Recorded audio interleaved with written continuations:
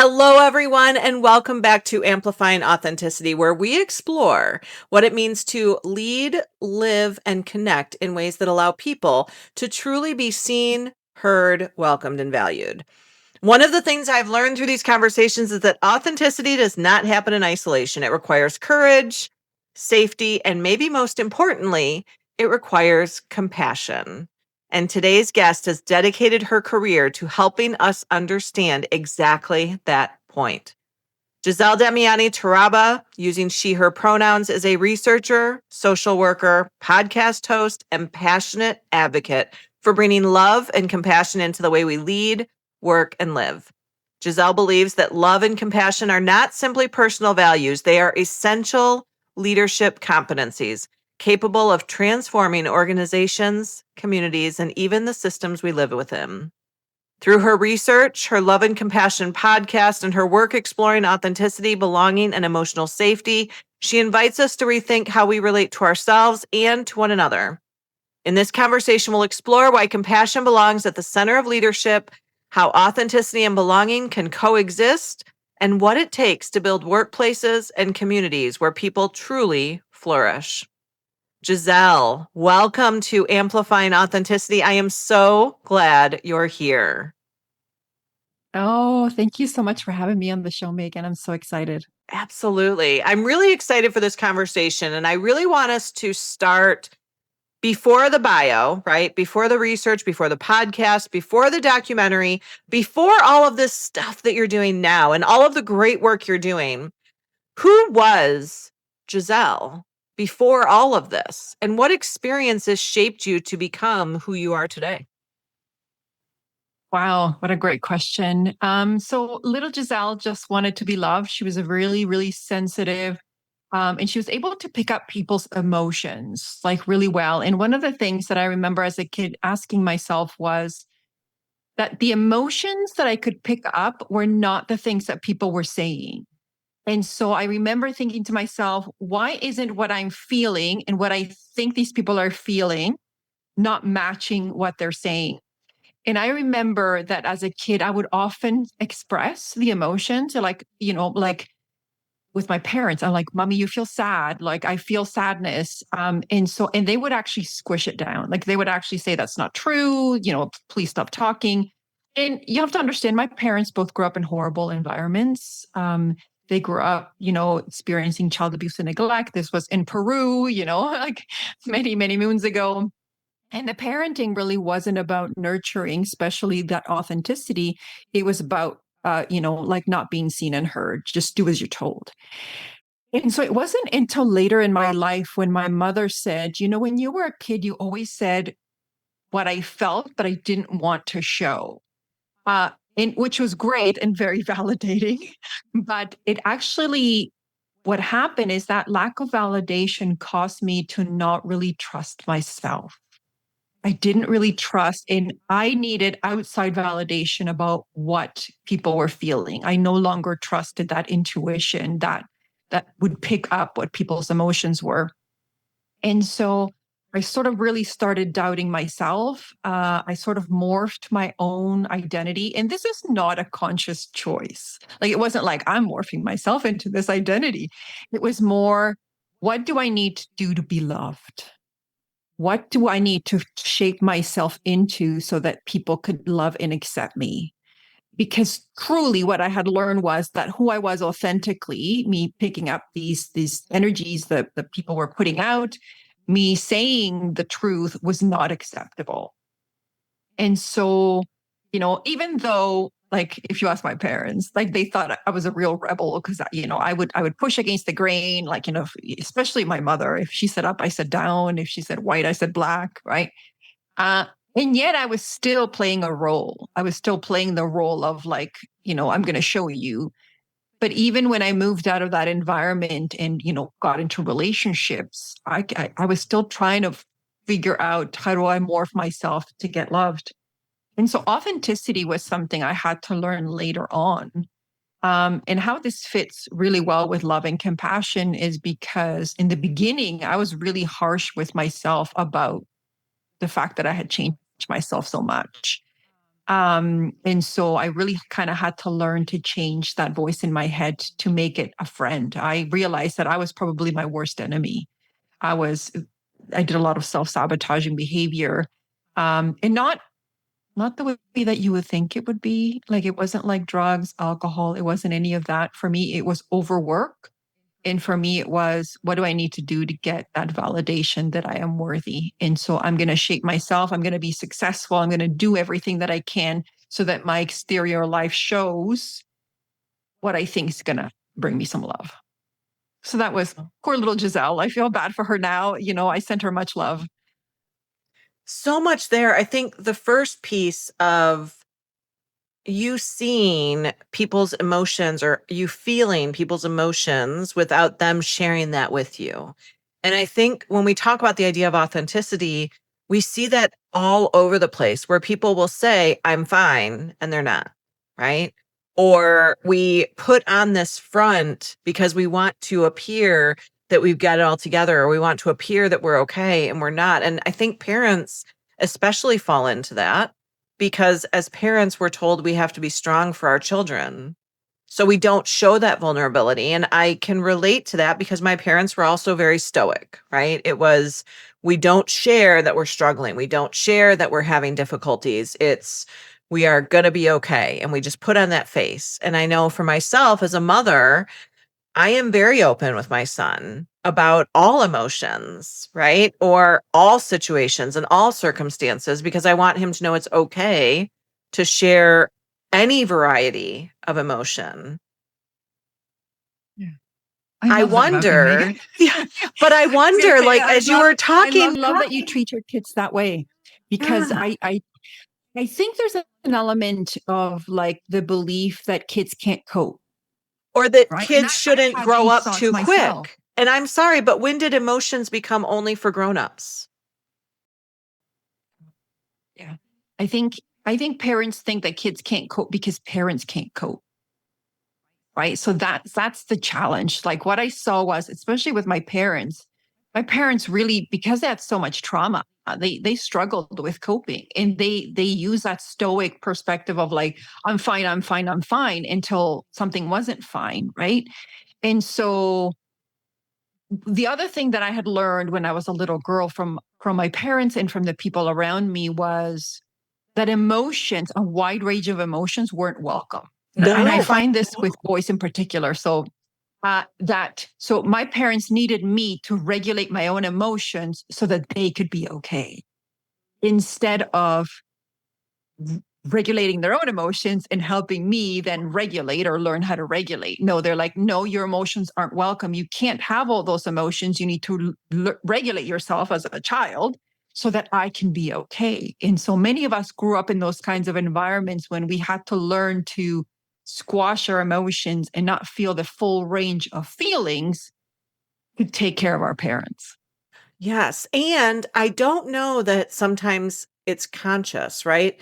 I don't believe, even now, I'm very close to my parents now, and I often reflect back and I think, I never would have thought if you would have talked to 15-year-old me, I never would have thought that I'd be as close as I am right now, right? I was a good kid. I I didn't do anything that, like, they never had to pick me up from jail. I was a pretty good kid, right? At the same time, I was a very typical teenage girl and I talked back a lot. I had a mouth and I Yeah. thought I knew everything. I had all the answers, right? So I wasn't necessarily easy, but I also wasn't difficult. But I think back to some of those pieces, my parents were doing the best they could. Like emotions were not allowed, other than anger. We were allowed to show anger. That was the one emotion we were allowed to show and talk about. Other emotions, we didn't, my parents never expressed it. I was not allowed to express it.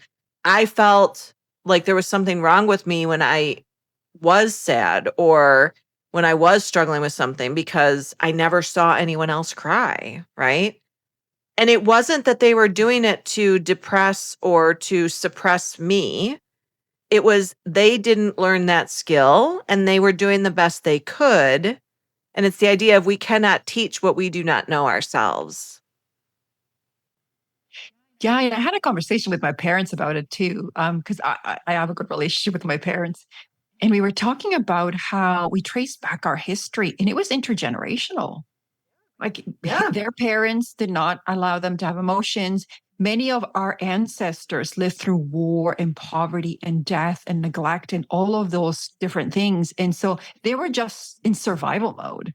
And so in survival Right. mode, you're not sitting there, like contemplating your emotions and talking about, well, how are our feelings? You're just coping. You're just dealing. Right. And then they Right. pass those survival strategies down. And so it's interesting now, my mom in her 70s is learning some of these things, is learning how to manage herself with kindness, is learning to live on her own because my dad, unfortunately, can't live with her because he's unwell.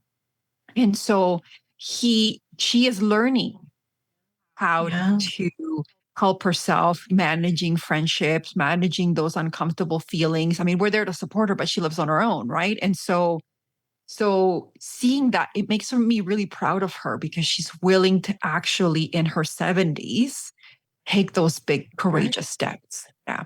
Yeah. So hard. And as you talked about as a child being able to see things that people didn't necessarily share or feel things that people didn't necessarily share, and how it didn't validate who you were because you thought, well, if they're saying I'm wrong, how does that impact?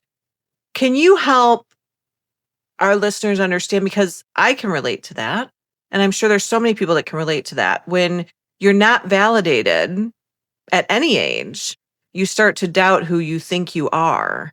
What did that experience feel like? And how were you able to get to the other side of that? Yeah, this is a great question. Um, and so because it was my parents and the authority people in my life, and because I was a child, I deferred to them. They must know more than me, right? Because that was always the understanding that you don't know anything. We know more. I'm the parent, right? So we had that relationship that it was hierarchical, which tends to be in normal families, right? Like, so the way that we treat children is that we believe that they come in here, what they call tabula rasa, which is like they're completely blank slates and we're teaching them everything. But children, from my perspective, are a lot more connected to God source universe, right? Like they're a lot more open and perceptive, less like, clouded. And so for them, they're kind of like a mirror of everything that is happening. And so we often think that adults think better and not really tapping into the wisdom of children. Kids have a lot of creativity. Kids have a lot of like an openness, a loving nature, if they're not tampered with, or if that isn't unlearned. And so I had to unlearn a lot of that. I had to unlearn, the belief that somehow other people knew more than me. And especially people that spoke with authority as a kid, I was like, well, clearly they must know more than me. And so I started to really doubt myself. I really started to doubt my inner guidance, my intuition when it told me something in particular, especially if I because there are some people that are not even aware of their own suffering or which has happened to me. And so when somebody says, "Hey, I see that you're suffering because you're picking it up," they might negate it because they're like, "No, that's not true." It may be that maybe they don't see that perspective. And so I started to doubt myself. I'm like, okay, if they're telling me that it's not true, then it's not true. And so I would kind of minimize my own wisdom, minimize my own intuition. How I found my way back to myself was um, it was really about what started with the things not working the same way, like the same traditional strategies that you use to help yourself, they just don't work anymore. Things start to fall apart, like things no longer work. And so I started to have to go inward and really reconnect with those versions of myself that I had abandoned so long ago. And I use the word abandonment on purpose because I think that's how my little inner child felt.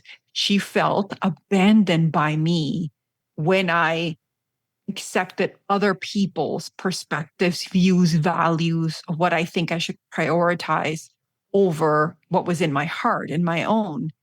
And so it was really about reconnecting to those versions of myself with curiosity. And for me, curiosity is the stepping stone to compassion.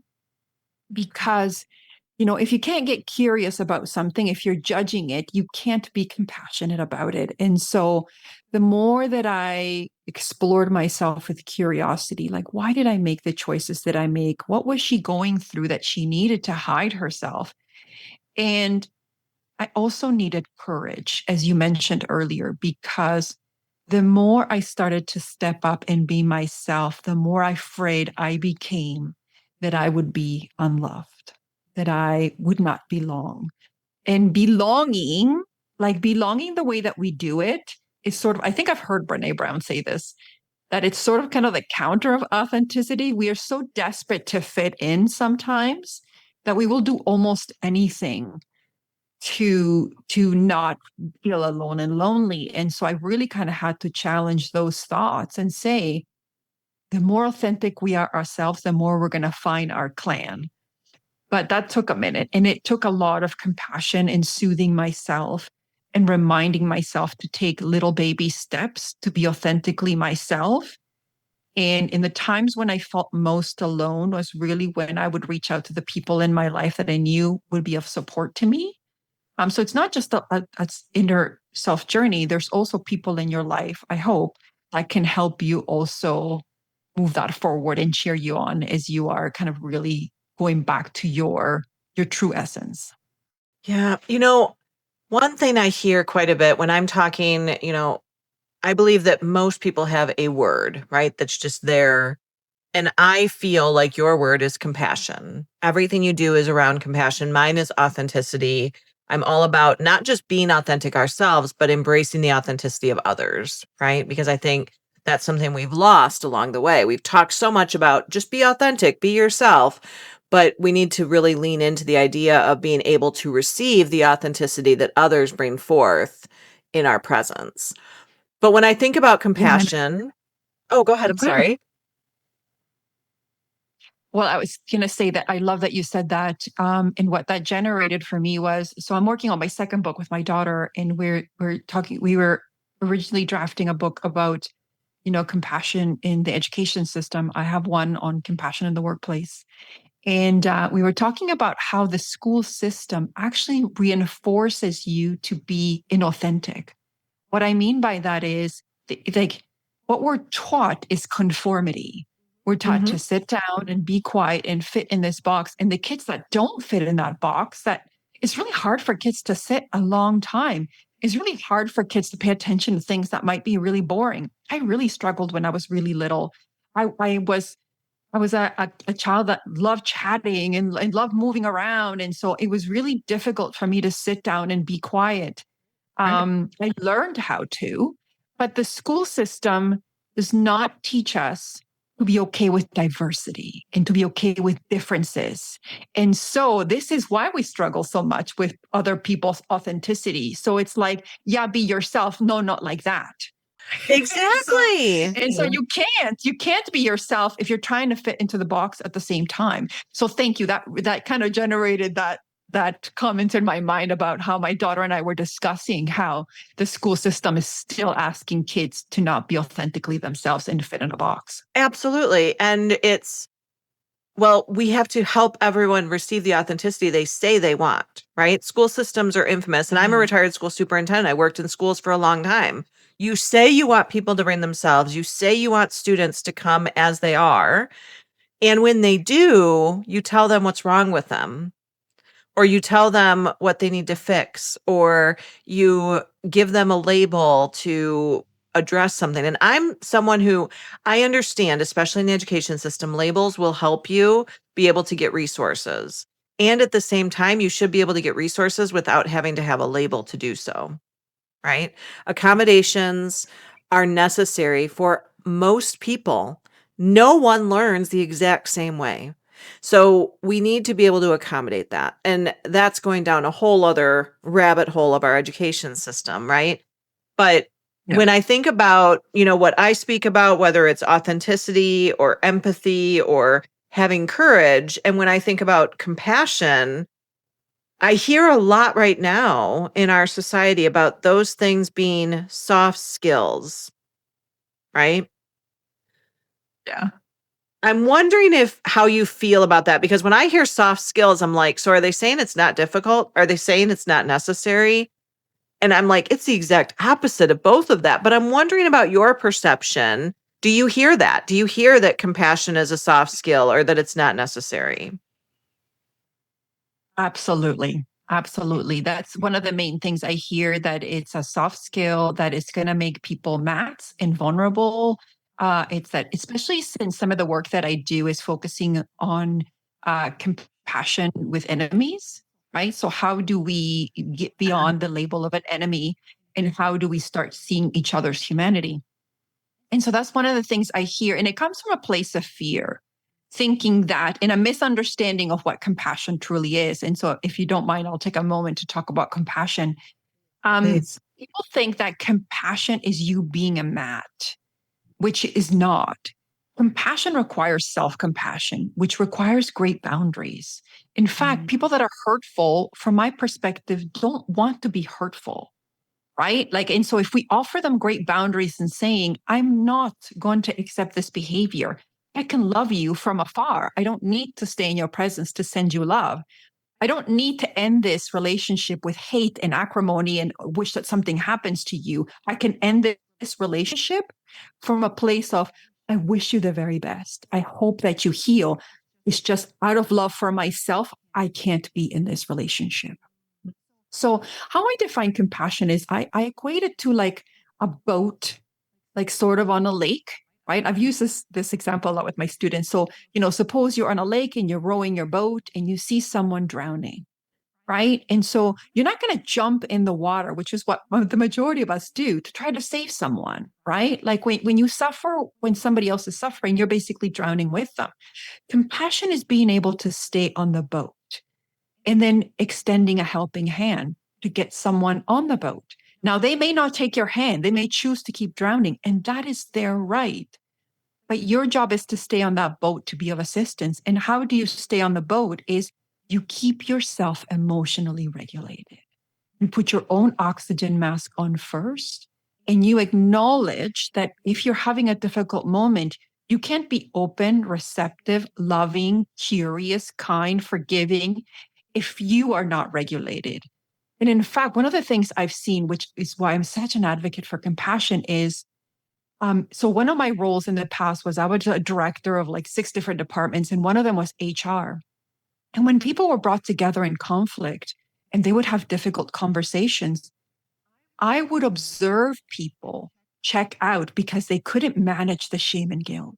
They couldn't manage those difficult feelings that the conversation was generating. And so they would either do the flight, fight, or they would just eject or gaslight. They would do whatever they could to not feel those difficult emotions.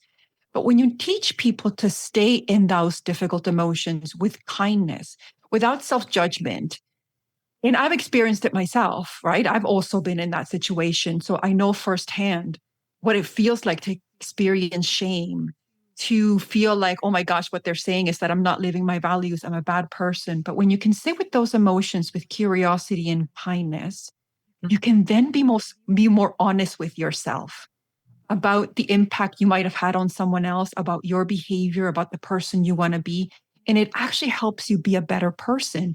And so it requires both sides to lean in conversation, especially with those we deem enemies. There's so much enemy making right now. There's so much division in the world. And that the only way that we're actually going to come closer together is if we can stay in conversation, if we can stay with those difficult emotions. But in our society, we do everything we can to avoid difficult feelings. Oh my And, gosh. and unfortunately, yeah, and unfortunately, that's not the that's not even the path to our biggest dreams. Like if your listeners truly want to live their biggest, boldest dreams, they have to have courage and they have to be okay with difficult feelings, because sometimes you will get rejected and you have to keep in there, or sometimes things change so much, it's scary. And so difficult feelings are the path, but we're not taught how to manage them in a way that makes it not feel dangerous. Yeah. And, when you talk about our current environment and just how our society has stopped having those difficult conversations, right? Because when it doesn't feel good, we want to run away from it.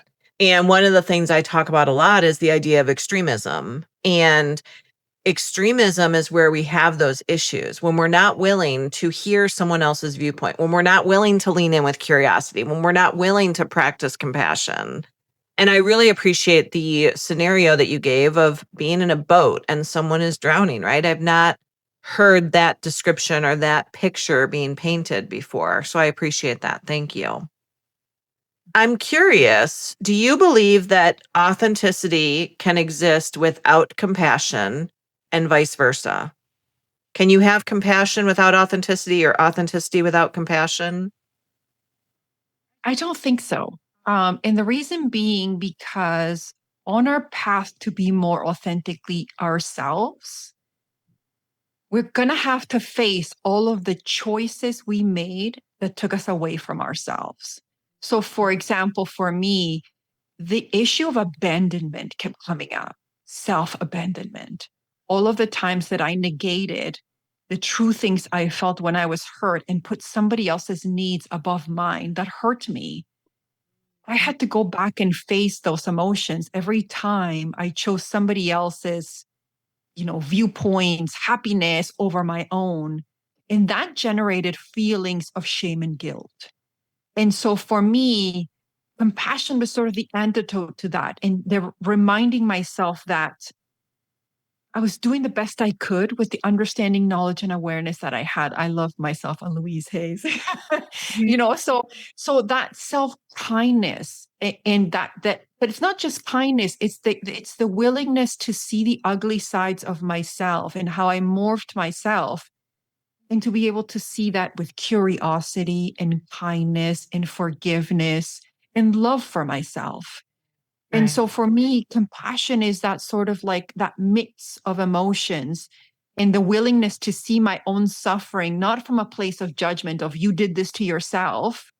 Because I don't know if you follow kind of a manifestation people, they're always talking about you make your reality, you cause your things. And what that leads people to is to judge themselves. They're like, oh my God, I chose this horrible relationship. Oh my God, I chose this addiction. Oh my God, I chose this health issue. Not consciously. You would never consciously choose to hurt yourself. So, this is where the self compassion comes in, the willingness to be curious and to understand that everyone, and it has to include everyone, or it can't include anyone, everyone is doing the best they could with the understanding, knowledge, and awareness that they have.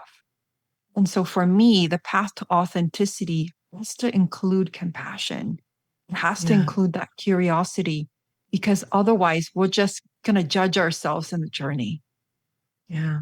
As you were just sharing some of the pieces there, I'm thinking of the interpersonal, like that self compassion and loving ourselves and really building that relationship back with ourselves first and foremost. And I'm wondering as we grow into kind of the next step, right? We start, even the name of my company, understand self, then unite society, right? It's about understanding ourselves, then understanding others, and then we can unite society. But if we don't understand ourselves first, we can't jump ahead, right? So when we're thinking about that self-compassion, we have to be able to have self-compassion before we can have compassion for anyone else. Because if we start or we leap forward to compassion for others before we do the compassion for self, then we have that abandonment that you talked about, right?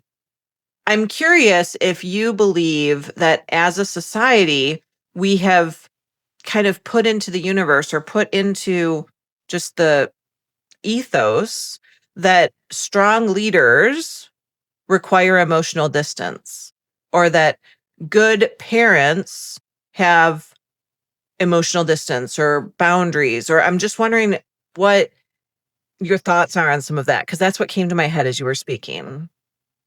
Yeah, this is such a great question. And the leadership is actually a mirror of ourselves. We have become so distant from our authentic selves and our true selves. We are distant from each other. We are distant from our community. And like even our elderly, because we don't raise each because we're not kind of raised in villages anymore. Our elderly are kind of put away in nursing homes, right? Because it's hard for one person to take care of them, right? And we're distant from the planet. And so that distance really is reflected in our leadership. And Absolutely. I grew up in the school of emotional distance. You need to manage yourself, but there's a difference between managing your emotions so then you can hold space for your staff and becoming so emotionally distant from your own emotions that you're not allowed to feel them. And as I mentioned, when I worked not only in HR, but when I was working, I used to work within the child welfare system. One of the things that I really saw was the more emotionally distant you were from your own emotions, the more that you couldn't hold space for someone else's emotions. It's almost like when you're prevented from fully feeling your feelings, you can't allow other people to experience their full feelings. You just can't hold it. And so it's important for us to be able to have that ability to hold our difficult feelings and manage our difficult emotions and regulate them with kindness and compassion so that then we could do that for other people. And the best leaders are not the ones that just have the emotional distance. It's the ones that actually demonstrate how to regulate, almost like a parent. It's the leaders that enable sort of all things to occur. So if a mistake happens, there's forgiveness, there's conversations, there's conflict management. They don't run away from conflict like many leaders do. And so, it's interesting. We've been taught that power is force instead of it's not force, right? A truly powerful person doesn't need to force things, but we've been taught that force is power. But true power is about alignment, is about flow, is about motivation and engagement. And that comes from, obviously in your work, authenticity. It comes from people being able to feel safe enough to be authentically themselves and to be seen as the flourishing selves that they could be. So I managed many different departments. And when I actually became the leader, all those departments were so toxic and siloed. And so one of the first things I tried to do is to bring people together, people together in bread breaking, in conversation, in mutual decision making, so that they stop seeing themselves as separate and different instead of seeing together as part of a larger mechanism, which was the organization. And I also really focused on becoming sort of the hands and feet and, reinforcing that I truly believe that they were capable and amazing individuals and that my job was to help them do their job. And so, and that meant that we were going to make mistakes and we had to be okay with doing that. And that we had shared decision making because one brain isn't going to be better than 20 others. But that you have to be willing to make mistakes and you have to be willing to manage those difficult feelings. So, the leaders of the past that we had, these stoic people that were just using force, that style of leadership is outdated. It's not really what people want anymore. Yeah, when you talk about power is seen as force, and that's not what we need to move forward with, I also think about accountability, right? Whether it's parenting in the workforce, that some people think of accountability as a bad thing. Well, in actuality, accountability is a good thing, right? It is, you can hold yourselves accountable, you can hold one another accountable. I know my team, they will hold me accountable. If I say I'm going to do something and I don't, they're like, where is it? Like, what's going on? And we need to be able to hold each other accountable without shame, right? And I'm Yeah. wondering if you have any ideas of how either organizations or families can lean into that compassion without sacrificing accountability and still accomplishing the goals that are set forward. Yeah. Yeah. So thank you for that. One of the things I saw again when I was in leadership, and I've seen that works, especially with my children, is that it's the energy behind it. Mm. What I mean by that is I have seen accountability was disguised as punishment. Oh, It's yes. basically, we want to punish you, we want to hurt you, we don't like you. And so it's that energy. But you can have accountability where the energy behind it is love. Love for myself and love for you, which means how do we get to an outcome? Like, what's the outcome we really want? Let's take, for example, prisons, right? I've spoken to many people who are formerly in prisons and as well as people who do compassion in the prison system.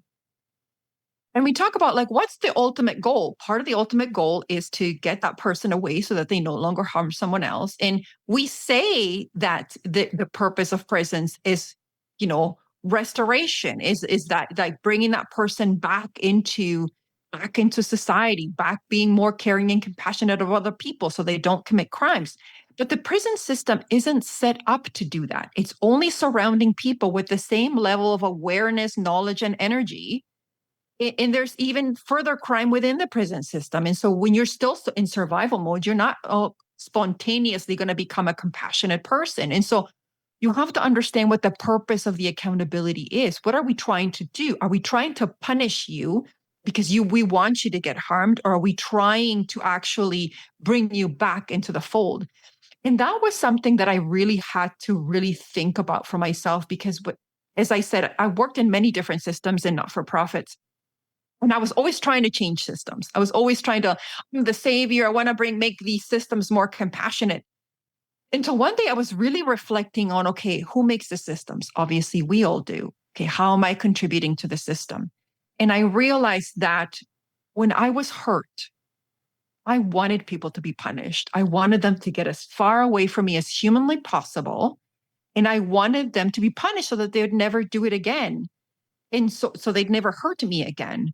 And so I really had to understand that these systems were a reflection of how I acted when I was hurt. And so I had to be willing to change myself and had to be willing to have that accountability, absolutely 100%, but from a place of love for myself and love for the other person. Now, this is really important. Sometimes we don't have that love for the other person. Sometimes we're still in hurt. We can't get to forgiveness yet. That's okay. But are we willing to allow someone else to love that person? Are we willing to get someone else to get curious about that person so that they can begin the process of rehumanization, so that they can begin the process of understanding how we are so interconnected that anything that one person does impacts all others. Even those people that do things in this environment that think that, it doesn't impact them, it all is an interconnection. It's a cascade, and eventually it will impact them. You can see that in kind of how we treat the earth. Eventually, even if you leave to another planet, you're just going to do the same thing if you're end up destroying the earth. So Right. we really are all very interconnected. And the sooner that we realize that, the better. Wow. So many nuggets there that, I mean, I do a lot of restorative practices work, and restorative practices is something that has been attempted to be used in some of the prison systems. And I say attempted because there's very few documented cases of it being successful because it has not been utilized with efficacy, right? It has not been utilized as effectively as it could. Um, I want to pivot just slightly because I think what you just talked about will lean really interestingly into your documentary. I love the title. I'd love to dive a little bit into what inspired your project to create Courage to Love. Yeah. Yeah. Thank you for us. I love this story. Again, this is one of those authenticity as I start to open up to my higher self, like it speaks to me. So I was in the child welfare system and I was, like I said, determined to bring compassion into that system. I was swimming upstream. I kept, fighting on how do we make this more loving and compassionate? And I met this woman. Her name is Lara Knott. And, she does compassion in the prison system. And she talked to me for like 2 hours. And, she was, we were talking about how do we bring this, what things can we copy from the things that you're doing so effectively?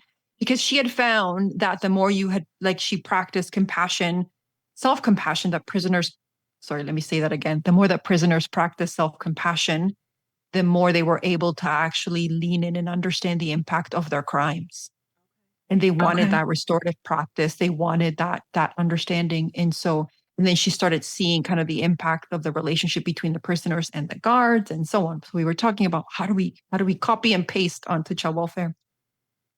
And something within me very clearly said, ask her about the book. And so I was like, do you have a book? And she says, yes, I have the book. And she gave me the name of the book. And after the call, because we had talked for like 2 hours, I decided to get this book. Oh my God. This story. So it's a story about her wanting to experience the most extraordinary story of love. She goes to Belize following a man. She gets picked up by a man posing as a cab driver who takes her deep into the jungle, assaults her, and is about to murder her when she decides to lean in. She decides to lean into his person, to see his humanity, and to get really curious about who he is.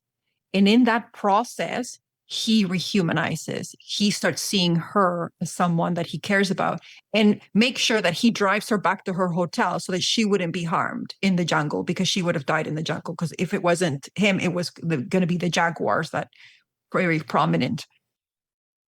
And so when she came back, so she saw the transformative power of love and compassion in that moment. It saved her life. And she was left trying to process like what happened, right? Like what happened in those moments, clearly, like we kind of, he started to see me as a human being. And that sort of led her to do this work in compassion in the prison system, led to, people being changed.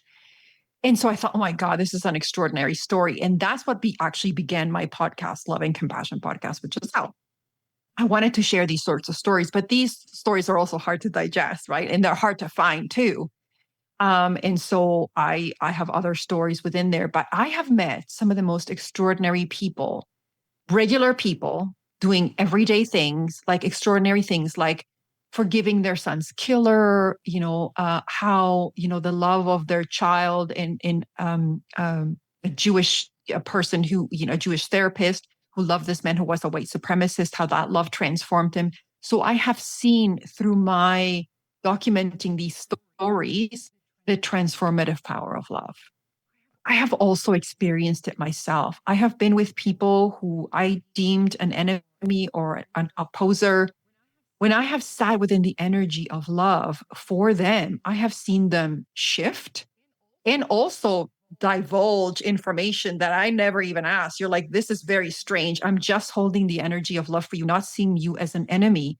All of a sudden, you not only have shifted your reaction towards me, you're actually now divulging as if we're, intimate friends. And so I've seen this transformative power of love. And, I've gone back to different texts and, like you know about Martin Luther King Jr. One of the things he said in one of his speeches was that love is an untapped power. We have not done enough work on love, especially love thy enemy. Now, for some people, this could be very dangerous, right? If you're not in a position, it could put you in danger. So the documentary really is talking about these stories and how do we begin to take steps towards one another? Not necessarily to go to the extreme of like, okay, I'm just going to love and forgive my enemy who murdered somebody in my family. But it is how do we rehumanize? What helps people shift out of that perspective that we're enemies and we're on opposing ends to come just closer and closer together. So I have a series of international stories of people that have made these choices to not see other people as enemies and actually how it transformed them and other people. And I'm marrying that with experts on compassion and text and all of these things on how do we actually take just baby steps to see each other as human beings. And one of the greatest things that I've heard from one individual, she was a mother who forgave her son's killer. And she was saying to me, we want to change the world. We want to end war and conflict and all of these things. But the majority of people have conflicts within their own families and within their own selves. And until we address that conflict, you can't go outside and ask other people to get along from different countries. And so, how do we start engaging in this dialogue with ourselves and each other with compassion and love and openness so that we can come closer together? Why do you think that message matters so much right now? I think because it feels like the world is so divided. It feels like people aren't even engaging in conversations. They can't hold the conversations because of what we were talking about before, the difficult feelings. And And there's a lot of people who profit from that division. And I don't mean that from like, oh, you're my enemy. It's that I believe that they're misguided, that they have forgotten who they really are, and they perceive that making the most money, raping, pillaging the earth, like seeing other people as, like, profiting from war and the destruction of the earth. To me, you are so far away from your authentic self. This is why there's never enough money. People always say, oh, you have 500 million. Isn't that enough? No, it's not. Because that person is trying to put money where something else fits, like love and compassion and kindness and connection. So it's never going to be enough. You're trying to put something that doesn't belong. And so for me, this message is so, so important. It's important for us to understand that every day we are making choices that contribute to our division and separation to one another, and that we can choose differently. People, like, and I appreciate it. You you know, in the World Cup, and even in, like, the football and all these things, they put messages, choose love. But people don't really understand what that means. They don't know how to do it. Right. And the other key thing that I've learned from conversations with people is people think that they have to be the Dalai Lama, right? They're like, well, if I can't do it perfect, it can't happen. That's not true. No. All of the people that I interviewed are flawed human beings. They made mistakes. Sometimes they get mad. Sometimes they do all these different things, but love is a conscious choice. Right. Compassion is a conscious choice that you have to make sometimes every second of every minute. And then sometimes you stumble, and then you got to make that choice again. Perfection is not required. It's just the only thing that's required is that you continue to choose it. And love is a viable choice. And what I want to do is to show you that it is a viable choice and that it can have positive impact. Whereas we think that hate is the only viable choice when it's not, because people don't know how to do it. They don't know how to make that choice towards love. I think people are afraid of it because they don't know how to do it, right? No one likes to admit that they don't know how to do something or they don't know something. So it can be hard, right? And I say all the time, I'm perfectly imperfect. I am perfectly imperfect, right? And I think the most beautiful, amazing people that I have met are willing to admit their imperfections and are willing to grow through that. And they're also willing to see people for their full selves when they come to the table as their full selves, no matter what that perception looks like. Um, I think that's so beautiful. So, one question that I ask every guest is, what does amplifying authenticity mean to you right now in this season of your life? What does amplifying authenticity mean to me? It means coming home to myself and coming home to the true self, the real self. And this actually took a lot of unlearning and shedding, and it feels super uncomfortable. And so amplifying authenticity also means really stepping into compassion for myself, because as I was taking all of the things that were not me, and even this is truly not me, like me, right? As I sort of like letting go of the layers, it becomes really uncomfortable. It becomes, you almost, I some almost went into a little bit of an identity crisis, because I'm like, and not that everyone has to, just for me, I was like, I was buried under so much wasn't me, that I kind of had this identity crisis of like, oh my God, if I'm not these things, what am I? Right. And so amplifying authenticity means we get to work on ourselves. We get to be our real selves, and we get to be loved for our real selves. And we get to show up for each other and for ourselves. Yeah, in the most loving and accepting way, which I think is phenomenal, which is why I love your podcast, by the way. Oh, thank you. As I'm hearing you say this, I'm like, I wish everyone could have that self-compassion and to get to the point where not only they feel comfortable, but they are in a safe environment and held in a way that allows them to shed some of those layers and some of those stories that we've been told, right? I know for myself, my perception of myself was 95% what society and my friends and my family told me I should be. right? Mhm. 95%. And the other 5% was what I thought I knew about myself. Notice that there was no percentage there of what I actually knew to be true about myself because I hadn't done that work for so long. Because as a child, I was told, whether consciously or unconsciously, how I felt in the school system and different environments was that I didn't have enough experience to determine who I was yet, that I wasn't smart enough to determine who I was yet. And it wasn't a, you're not smart. It was, no, no, no, I'm going to tell you what to do, when to do, how to, like, I was told what to do at every point in my life because that was a safety mechanism, wanting to keep me safe, right? But not realizing that the long term impact is a lack of self confidence, right? Yeah. So Yeah. You lose powerful. trust in yourself. Right. You really do lose trust in yourself. I lost so much trust in myself. I didn't trust what I felt. I didn't trust what I thought I knew. I needed other people to tell me, is this right? Is this right? So constant validation. Until my sister pointed it out to me. She's like, why are you always looking to other people to tell you what it is? Like, you're very knowledgeable. And I'm like, oh my God. Yeah, it's so true that I always constantly look for that reinforcement of like, is this true? Is this true? Yeah. Right. That was probably at the most where I had the most lost the most confidence in myself. Yeah. And for me, what was interesting because I had a stage where I had to ask, is this right? Or what do you think about this? I was seeking validation. But what other people saw was she just needs to be stroked, right? Oh, And it was like, that's not what it was. I didn't trust myself to make that decision.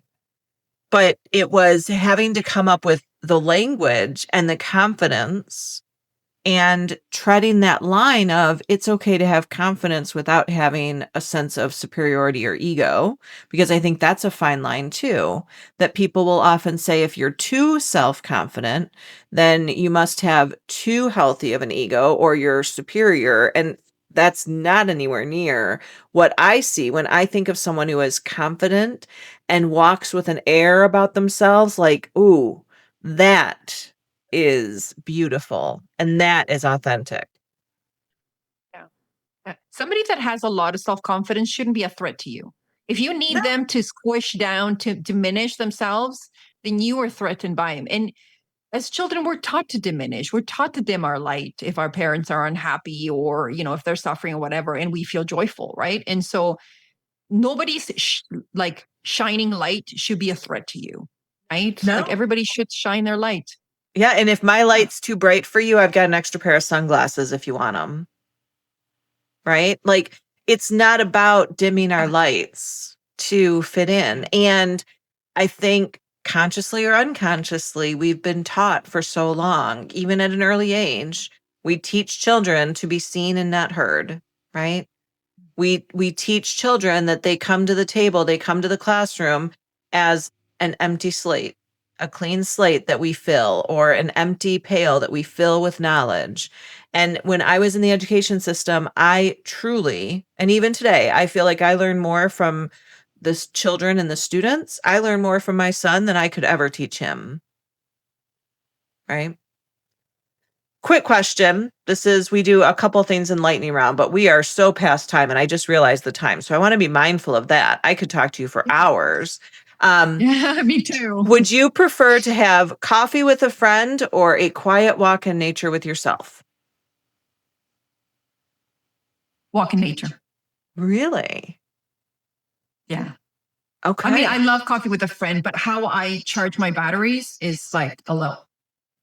I am right To there be with honest, that was a you. hard one for me because I'm like, oh, my first instinct was coffee with a friend, but then I was like, okay, how do I really recharge my batteries? And that's like nature is just so calming. Yeah. Yeah, I recharge being alone much better than I recharge in front of someone. Depends on what I'm in, right? If I'm trying to recharge my energy, I have to be alone. If I'm trying to reconnect or build up some joy, then I want to be with someone. So, absolutely. Yeah. Giselle, this has been such a beautiful conversation, my friend. I have thoroughly enjoyed it. Um, Me too. and as I think about it, one of the things that I'm walking away with is the idea that authenticity may help us show who people are, right? But I believe that compassion determines what we do once we meet one another. Authenticity allows us to have that quick instinct of, do I want to get to know them? But compassion is that next step is after we meet someone, how do we respond to them? And I don't know how that resonates with you, but for me, maybe that's the invitation is go beyond that first introduction and become a leader who chooses humanity, become a person that is that safe space for people to be truly authentic and to receive and give compassion. Yeah, I love that. But do that for yourself first. absolutely. And thank you so much for helping us to remember that love is not weakness. Love for other people, self-love, it's really courage and action. And I think that self-love and that love for others is the first step in compassion. Thank you so much, Giselle. I appreciate it. Now, quick closing thought. How do people get a hold of you if they want to reach out? Yeah, absolutely. They can go to maitricentre.com. So that's mytreecenter.com. And we have a form you can fill out, get to a newsletter. You can see information about our podcast and about the documentary series that's coming up. And yeah, and find out any of the services that we offer. Awesome. We'll also put that link directly in the show notes below. But thank you so much. Appreciate you and everyone listening. Go out into the world, do some great things because you deserve it, and so does everyone else.